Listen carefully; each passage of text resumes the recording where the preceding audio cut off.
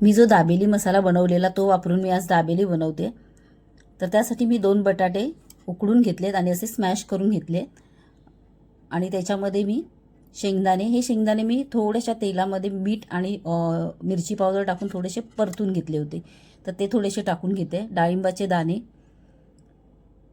दाबेली मसाला 2 चमचे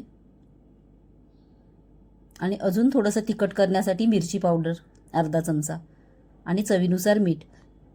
मी मसाल्यामध्ये ऑलरेडी मीठ वापरलेलं होतं, त्यामुळे चवीनुसार मीठ टाकून घेते आणि त्याच्यामध्ये थोडं थोडं पाणी टाकून, आपल्याला जास्त पातळ करायचं नाही आहे आणि मग ते शिजवून घ्यायचं अगदी 2 ते 3 मिनटं।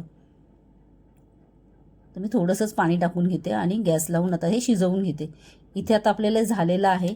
आता परत मी त्याच्यावरती शेंगदाणे टाकून घेतले, डाळिंबाचे दाणे,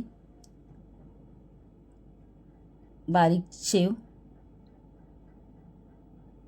कोथिंबीर आणि बारीक चिरलेला कांदा। तर मला काय ते दाबेलीचे पाव मिळाले नाही म्हणून आपले साधेच पाव घेऊन आले। तर कापताना सुद्धा माझ्याकडनं तो कापला गेला वडापावसारखाच। तर मी आता त्याला हिरवी चटणी लावून घेतली एका साईडला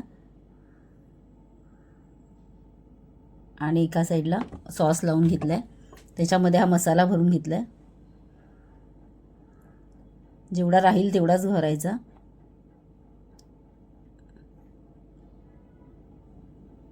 आणि हे बंद करून मी तवा तापत ठेवलेला त्याच्यावर तूप टाकून घेते। बटर किंवा तूप काही वापरू शकता तुम्ही, तर इथे मी तूप वापरते आणि त्याच्यावर आता हे एका साईडने असे पाव सगळे तयार करून घेतलेत आणि ते एका साईडने भाजले की दुसरी साईड म्हणजे भाजायला ठेवायचे। तर वरून पण मी तूप लावून ठेवते।